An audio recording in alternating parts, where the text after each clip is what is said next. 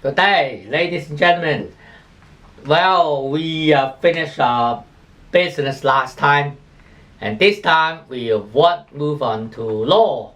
And to law, well, instead, law. How can law help me in delivering faith counseling? What's the reason for studying law in regards to faith counseling, or the technique related to counseling? Well, they are not related. In substances, they are not related. But in methodology, they are highly related. The reason why? Because law is something to be conducted with the most important two areas. One area is reasoning. The reasoning is a product of human rational competency, and the logic and the tools for reasoning is logic. So if you use logic as a tools to conduct reasoning, then you can master the technique in conducting faith counseling. Never think that in faith counseling you have something to do with very supernatural, and you have something to do with some kind of the sacred things that human touch cannot be reached. Well, all this sort of saying, and because it is not learned. If it's a learned approach, that can tell you whenever you conduct faith counseling, you got some knowledge to back you up. So with all this knowledge to back you up, then you have to use your reasoning power to analyze them, to organize them, to interpret them, and to draw a conclusion on your judgment. So it is called reasoning.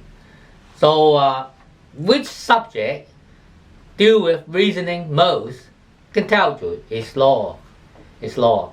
In legal studies, you can never be successful, and you can never work it out without a high competency of reasoning, using logic as a tool. Firstly. Secondly, evidence. Legal study rely very, very much on evidence, right? You may see it from a movie, you may listen it to your daily life, saying that if you want to have some conclusion about some cases, and if you need to have some judgment made by the judge in the court, then all things you need to use evidence to back you up.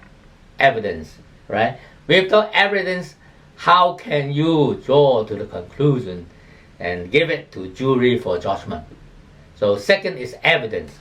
So in this regard, faith counseling, is it purely a supernatural thing?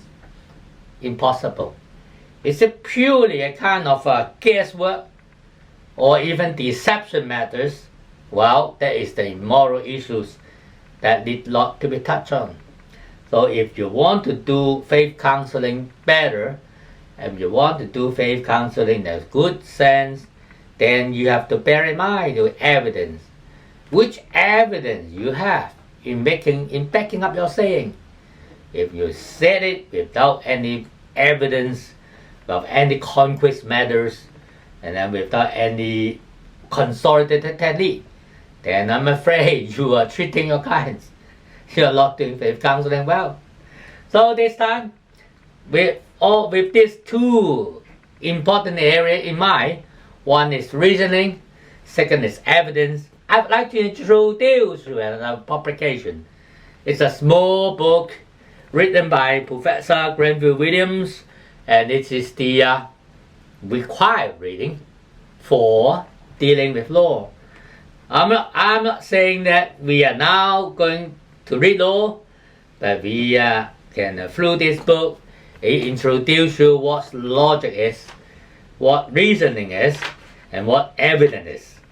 So in these two areas, you find a better idea, and you can consider how you can use these two areas into your faith counseling and make a good performance.